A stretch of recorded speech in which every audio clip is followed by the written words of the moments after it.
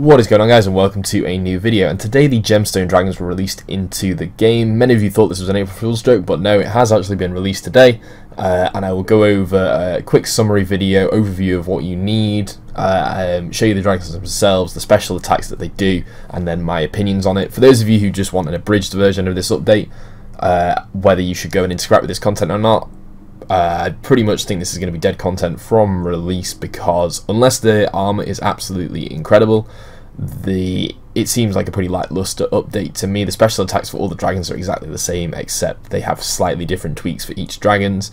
There's no other mechanic other than a dodge and run attack. It's not very difficult in the slightest, considering that they are high tier Slayer monsters, and you've got things like Rippers, Camels, Mammoths that are a lower Slayer level than this, but much more difficult.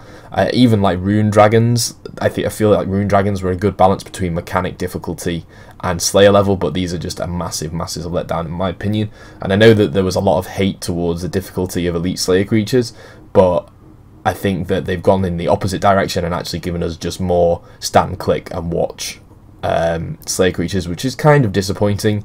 And yeah, so pretty disappointed in this update. Anyway, we'll go over the update now. You need 95 Slayer to kill the Dragonstone ones, 98 Slayer to kill the Onyx ones, and 101 Slayer to kill the Hydrix ones. And you also need the hard Karamancer Diaries completed, and using the Karamancer Gloves you can teleport directly to the underground gem mining site where the dragons are located.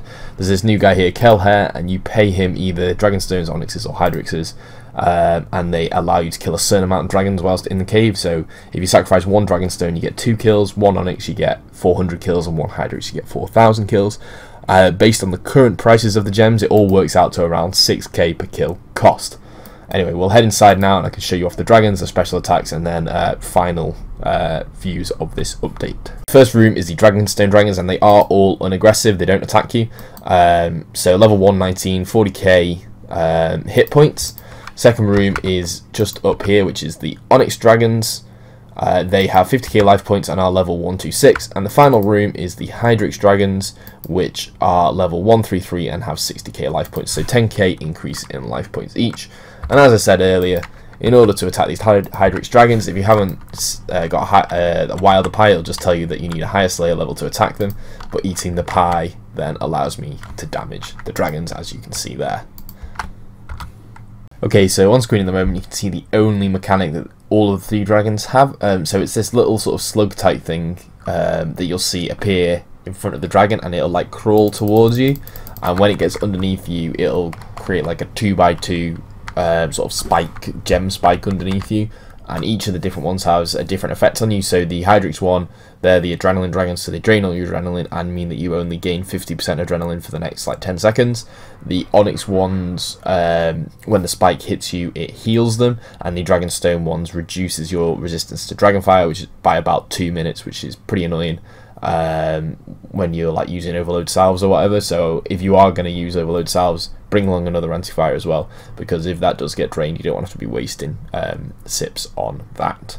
So yeah, that is the only mechanic to these dragons. You can literally just camp Soul Split and move a couple of squares away, and it will never hit you, and even if it does hit you, it only hits you for between 2 and 4k damage, and they happen between 0 and 3 times per kill I've found, so quite sporadic and not predictable. Alright, so final review for the update. Pretty disappointed with it, as I said at the start. You know, the mechanics, obviously all the same for the dragons with slight tweaks, feel very lackluster. Very easy to camp with just Soul Split on, you know, you have to click here and there. The animation obviously is the same, but just coloured differently for them all. The colours of the dragons, again, all the same styles, just coloured differently.